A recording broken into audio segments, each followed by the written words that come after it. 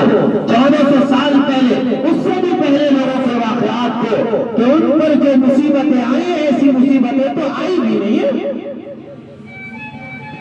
کیسی مصیبت؟ مستهم البأساء والضراء وزلزلوا حتى يقول الرسول والذين آمنوا معه متى نصر الله۔ ایسی شدید تکالیف دی گئی کہ ان کے درمیان میں پیغمبر رہنے کے باوجود بھی پیغمبر بھی اللہ کی مدد کے متلاشی ہو گئے اور انہوں نے کہا اے میرے اللہ تیری مدد کب آئے گی؟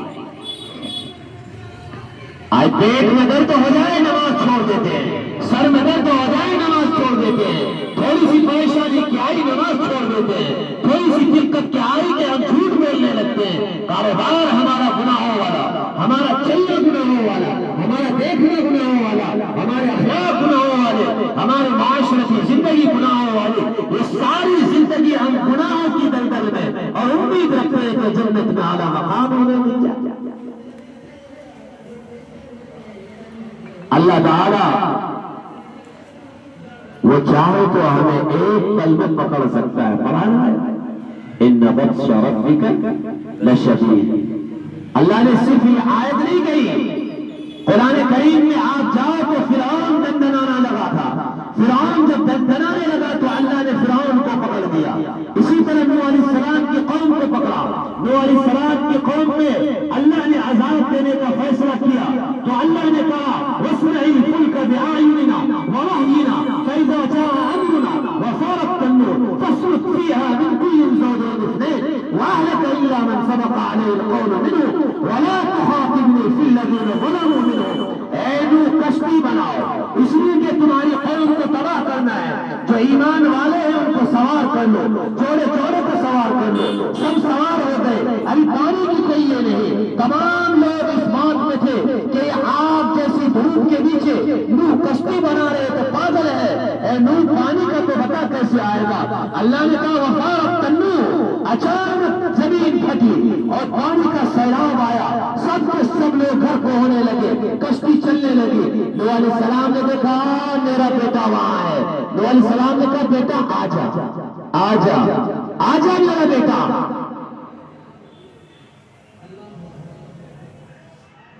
بیٹے نے کیا کہا؟ اے میرے ابا جان آپ چاہیے۔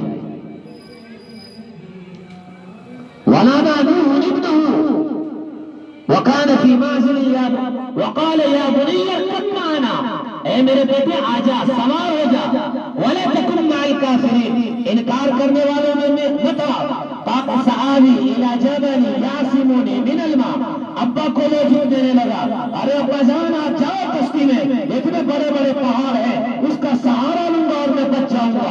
قال لا عاصم اليوم من امر الله الا من رحم، نوح علیہ السلام نے کہا بیٹا اللہ کا فیصلہ ہے، کوئی مائی کا لال نہیں ہے جو تجھے بچا لے اگر اللہ کا فیصلہ نہ ہو۔ باتیں چلی نہیں تھی باپ بیٹے میں، وحال بینہما الموت فکان من المغرقین، اچانک باتیں چلتے چلتے سیلاب کا ایک ٹکڑا آیا، نوح علیہ السلام کے بیٹے کو آپ کی نگاہ کے سامنے ہی تباہ و برباد کر دیا۔ پوری قوم برباد ہوئی کہ نہیں ہوئی؟ فرعون کے بارے میں سنا ہے نا، فرعون بڑا ظالم تھا، بڑا ظالم تھا۔ اذهب الى فرعون انه طغى، ہے نا سورہ نازعات میں؟ اللہ نے حکم دیا موسیٰ علیہ السلام کو جائیے ذرا اس کو دعوت دیجیے، وہ میرے بابا باغی ہو رہا ہے۔ فرعون بڑا پاورفل تھا، سپر پاور تھا، وہ اپنے آپ کو انا ربکم الاعلی کہتا تھا، وہ کہتا تھا میری خدائی ہے، مجھے رب مانو، جو مجھے رب نہیں مانے گا اس کو سزائے دے۔ اور دلیل کیا دے گا؟ وہ آیت میرے ذہن میں نہیں آئی، وہ دلیل دیتا تھا یہ جو دریائے نیل چل رہا ہے اس کے نظام کو دیکھو، اس نسل و نسل کو دیکھو، یہ میرے اشاروں پر چلتا ہے، میرے اشاروں پر بند ہوتا ہے۔ اس کی دلائل تھے کہ دیکھو اگر اتنا بہترین نظام اگر میں چلا رہا ہوں تو میں خدا ہوں۔ ذہن میں آیت نہیں آ رہی ہے، ذرا تصور کرو جس بنیاد کو اس نے اپنے ربوبیت کا دلیل بنایا، رب کریم نے اسی سمندر میں، اسی دریائے نیل میں اسے غرق کر دیا. یا نہیں؟ موسیٰ علیہ السلام پیدا ہوئے، چھوٹے تھے، ماں ڈر رہی تھی. کیا ہوگا؟ فرعون کا حکم ہے 1,00,000 بچے قتل کروا دیے. فرعون پھر بھی بے چین ہے. اب موسیٰ علیہ السلام کی ماں کو بڑی پریشانی ہوئی. ماں تو ماں ہوتی ہے نا. اللہ نے موسیٰ علیہ السلام کی ماں کے دل میں وحی ڈالی، خیال ڈالا. 20ویں پارے میں ہے نا، 20ویں میں وَأَوْحَيْنَا إِلَىٰ أُمِّ مُوسَىٰ أَنْ أَرْضِعِيهِ فَإِذَا خِفْتِ عَلَيْهِ فَأَلْقِيهِ فِي الْيَمِّ وَلَا تَخَافِي وَلَا تَحْزَنِي إِنَّا رَادُّوهُ إِلَيْكِ وَجَاعِلُوهُ مِنَ الْمُرْسَلِينَ. اے موسیٰ کی ماں کیوں گھبراتی ہے، کیوں پریشان ہوتی ہے؟ موسیٰ کو پیدا کرنے والا موسیٰ کا رب مجھ سے کہتا ہے اگر ایک ذرہ برابر تمہیں پریشانی لاحق ہو، ڈر محسوس ہو، ڈر ستانے لگے، تو موسیٰ کو سمندر میں ڈالنے کے لیے ایک باکس میں ڈالنا، ایک صندوق میں ڈالنا، اور اس صندوق کو دریائے نیل میں ڈالنا. ڈالنا تیرا کام ہے، لوٹانا میرا کام ہے. ماں تو ماں ہوتی ہے نا. ماں کے دل ہوتا ہے، گھبرانے لگی. اللہ کا حکم ہے، خیال آیا ہے، وحی آئی ہے، القاء ہوا ہے. ایک تو سمندر کے اندر کی تاریخی، ایک تو باکس کی تاریخی، صندوق کی تاریخی. بچہ سانس کیسے لے گا، بچے گا کیسے؟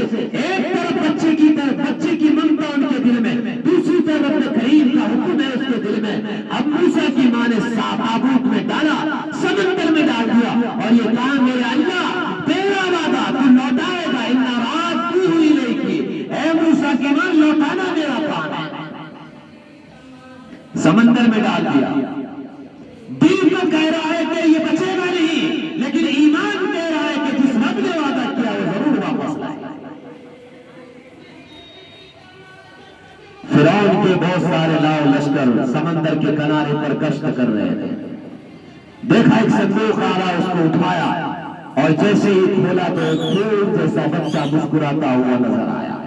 فرعون کو شبہ ہو گیا، شک ہو گیا، یہ وہی بچہ ہے جس کے بارے میں نجومیوں نے بتایا ہے کہ تیرے تختوں پہ الٹ کر رکھ دے گا. فرعون نے حکم دیا، جلادوں کو حکم دیا کہ اس بچے کو فوراً قتل کیا جائے. اللہ بچانے پر آتا ہے تو یونس علیہ السلام کو سمندر کے اندر مچھلی کی پیٹ سے بچاتا ہے. اللہ بچانے پر آتا ہے تو عیسیٰ علیہ السلام کو بچاتا ہے. اللہ بچانے پر آتا ہے تو موسیٰ علیہ السلام کے لیے حضرت آسیہ رضی اللہ تعالیٰ عنہ کو کھڑا کر دیا، اور کھڑا کرنے کے بعد آسیہ نے کہا ہائے ہائے آپ اتنے خوبصورت بچے کو قتل کریں گے. فرعون نے کہا نہیں، مجھے شک ہے وہی بچہ ہے. اللہ تقتلوہ، اے فرعون یقیناً تو رب ہو سکتا ہے، لیکن اس بچے کی محبت میرے دل میں اتر گئی ہے. میں تم سے کہتی ہوں لا تقتلوہ، اس کو قتل مت کر. عسیٰ ان ینفعنا او نتخذہ ولدا، ہو سکتا ہے یہ مجھے فائدہ پہنچائے اور ہمارا بچہ بھی نہیں، اس کو اپنا بچہ بنائے. کہاں سے اللہ نے حفاظت کی؟ حضرت آسیہ